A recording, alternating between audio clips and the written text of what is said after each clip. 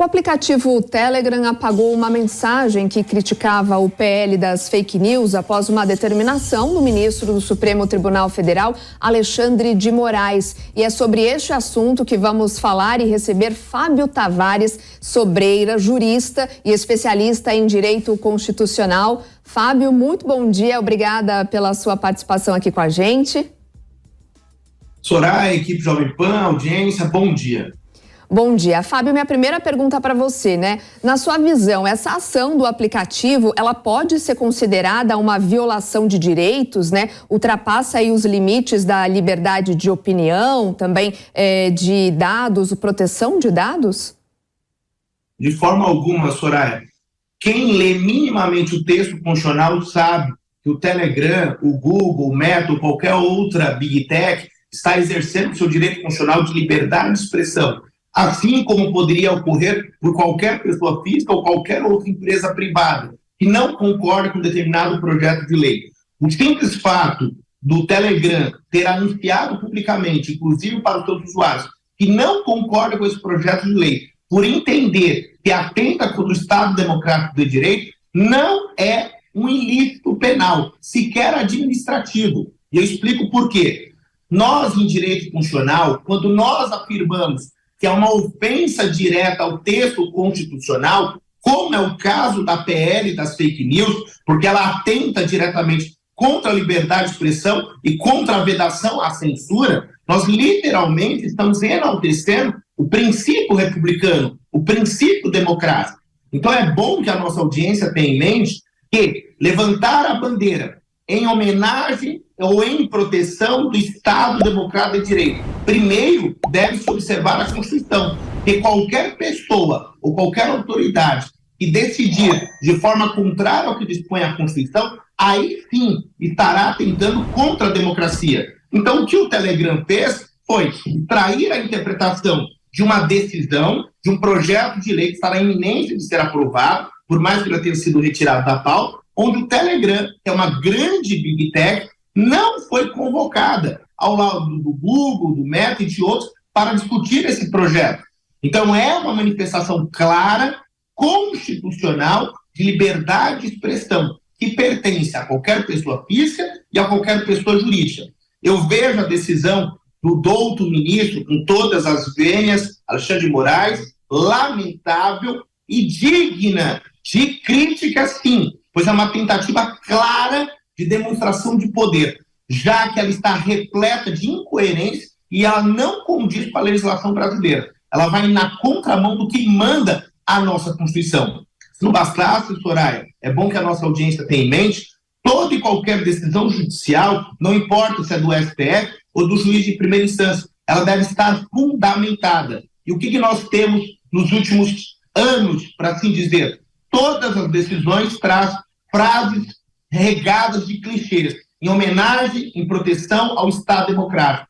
A decisão, inclusive, aponta que a mensagem do Telegram vilipendia o exercício do Congresso Nacional, do Poder Judiciário. É lamentável. Quem leu o anúncio do Telegram percebeu que o Telegram está sim indignado, como milhares de brasileiros, e tão somente manifestou o seu direito constitucional de se manifestar. E a sociedade civil deve tomar muito cuidado, porque até mesmo é o caso da Jovem Pan, que é extremamente impessoal, mas muitos jornalistas estão defendendo esse projeto. O que me causa estranheza é que nas redes sociais tem milhares de pessoas que defendem esse projeto. Mas quando você abre o debate, o diálogo, você percebe que a pessoa sequer leu os 36 artigos que tem no projeto. Exatamente, é um projeto extenso, com muitos tópicos, longo e justamente tem gerado essas discussões. O senhor acredita que justamente por ele ser um projeto longo, extenso, muita gente não teve acesso a ele, essas discussões sejam geradas justamente pela falta de entendimento do que se está dizendo ali? Com absoluta certeza, Soraya. O leigo precisa literalmente ter acesso a essa informação. Só que os termos utilizados no projeto de lei não atingem a finalidade da lei, que é trazer esclarecimentos para a sociedade civil. E aqui que entra o meu incômodo. A maioria dos juristas do Brasil não se pronunciam mesmo tendo ciência que esse projeto de lei é uma vergonha, é um atentado, sim, contra a democracia, porque vai de encontro ao texto constitucional. A OAB Nacional, ela não fala absolutamente nada. Soraya, na data de ontem, mais de 100 advogados foram bater na porta do parlamento, pedindo ajuda aos parlamentares para que as suas prerrogativas sejam observadas.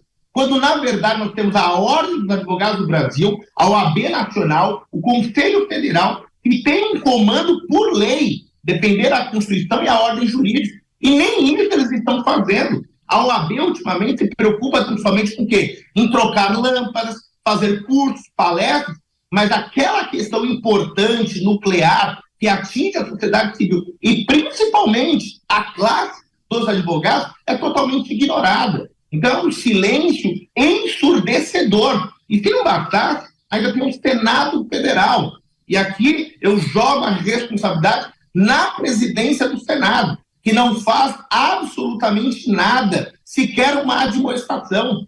Não estou dizendo que ministro A ou B do Supremo praticou crime de responsabilidade, mas está na hora do presidente do Senado sentar com o presidente do Supremo, com o presidente da Câmara e com o presidente da República e deixar claro, nós somos o parlamento e nós representamos milhões de brasileiros. Ministro não recebe voto, ministro não representa a sociedade, ministro está lá para aplicar a lei e interpretar. E o que nós estamos vendo?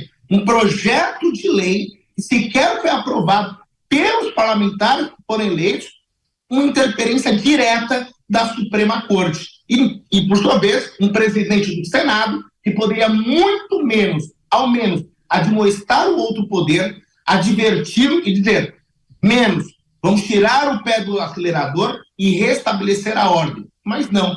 Diante do egocentrismo do presidente do Senado Federal, identificamos claramente que há interesses que nós não conseguimos identificar.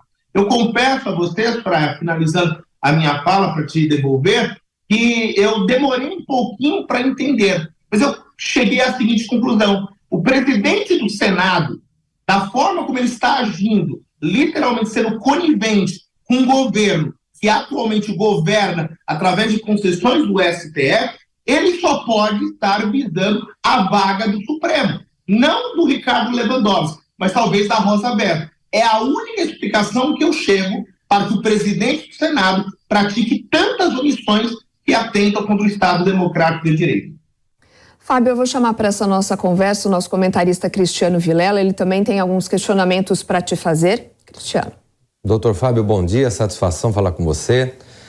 Com relação a esse cenário muito bem colocado pelo senhor, eu gostaria de repercutir um pouco mais, de ampliar a visão para além dos limites desse projeto de lei referente às fake news, referente à utilização dos aplicativos, a uma certa restrição prática da utilização dos aplicativos. Ampliar para uma visão maior. Você entende que hoje em dia no Brasil as garantias dos direitos fundamentais de liberdade de expressão e de manifestação de alguma forma estão ficando em segundo plano, que nesse certo conflito de normas, essas normas constitucionais que acabam ficando vistas como algo que pode ser deixado de lado diante de outros interesses? Qual que é a sua visão nesse sentido? Vilela, bom dia, e pode ter absoluta certeza que a honra é a minha. E respondendo a tua pergunta objetivamente, com absoluta certeza. Só o fato do Fábio Tavares, professor de Direito Constitucional, um cidadão, estar se manifestando dessa forma, qual é a diferença da minha manifestação para o Telegram? Nenhuma. Não concordo com a PL das fake news, que não foi aprovado. E a minha visão não é política, é técnica, assim como a sua e dos jornalistas da Jovem Pan e outros tantos jornalistas sérios. O problema é, esse projeto de lei, Vilela, sequer foi aprovado e já estamos sofrendo os danos. Quando ele for aprovado, essas plataformas vão sofrer e muito. Exemplo clássico na data de ontem, R$500 mil por hora e R$100 mil de multa ao usuário. Quando eu li esse despacho, eu não estou lendo isso. Quer dizer que o usuário que interagir com a plataforma Telegram que literalmente exerceu sua liberdade de expressão, poderá ser punido com uma multa de R$100 mil. Qual é o entendimento que nós extraímos disso, Vilela? Quer dizer, nós já estamos sendo monitorados, então, e a sociedade civil não sabe? Porque como que a plataforma, como que o ministro, ou quem quer que seja, sabe que o usuário interagiu ou não com a plataforma? Então, essas questões que a sociedade civil tem que abrir os olhos. Porque nós ficamos, Vilela, naquela discussão. É um discurso da direita, é um discurso de esquerda. Mas nós, brasileiros, temos que ter em mente que se o direito, se a norma constitucional estiver ao lado da esquerda, vamos apoiar. Se estiver ao lado da direita, vamos apoiar. Mas o que está acontecendo? As exceções que literalmente são repudiadas pela norma constitucional estão passando a ter a regra. E ninguém fala absolutamente nada. E nós sabemos, né? É extremamente clichê, mas uma sociedade civil formada por pessoas extremamente competentes, capazes, diante do erro, diante do abuso, ao silenciar, literalmente está endossando arbitrariedades. Agora, professora, a Procuradoria-Geral da República pediu ao STF abertura de inquérito para investigar diretores do Google e do Telegram também, que participaram de uma ação contra o PL das fake news. A ação dessas empresas pode ser considerada abusiva em relação ao projeto? Totalmente. Da mesma forma que eu fiz a crítica à OAB Nacional, eu faço à Procuradoria-Geral da República. E, claro, não posso generalizar em relação aos procuradores que devem se envergonhar do atual PGR, que literalmente não vem cumprindo o seu papel institucional e constitucional, que é zelar e defender pelo Estado, proteger a ordem pública, a ordem jurídica, os interesses individuais e coletivos. A Procuradoria-Geral da República, literalmente, e isso não é de hoje, ela parece uma marionete. Ela sabe muito bem que o Supremo Tribunal Federal não tem competência para inúmeras coisas. A PGR sequer participa de instauração de inquéritos, ela não é ouvida e, mesmo assim, a Procuradoria-Geral da República, o chefe do Ministério Público, diz amém. É por isso a minha indignação, não mais como professor, mas sim como cidadão. O Supremo Tribunal Federal não tem foro, não tem competência constitucional para processar absolutamente nada do que vem sendo ventilado nos últimos meses, para não dizer anos. E o que a Procuradoria-Geral da República faz? Nada. Inquéritos são instaurados de ofício, nada é dito. A prisão, inclusive, de determinado senador, não é porque é o Sérgio Moro, eu sequer conheço o Sérgio Moro, se fosse qualquer outro, foi pedida a prisão pela Procuradoria. E mais essa questão, o Google, o Telegram, os diretores, sabe como nós somos vistos lá fora, diante dessas grandes empresas? Uma república literalmente de bananas, essa que é a verdade. Fala, literalmente, eles não respeitam a própria ordem jurídica, não respeitam as instituições, e nós temos que ceder, porque o povo brasileiro não faz absolutamente nada. Todas as manhãs eu vejo vocês, à tarde, às noites, nós batalhando, mostrando, levando informação, mas quem deve literalmente agir não faz absolutamente nada. Então, Vilela, eu chego a desabafar. E esse desabafo no sentido de pedir socorro, porque aquilo que eu ensino em sala de aula, eu me envergonho nos últimos dias. Eu entro em sala de aula e eu sei que eu estou ensinando uma coisa que a qualquer momento vai ser desfeito através de um despacho vergonhoso.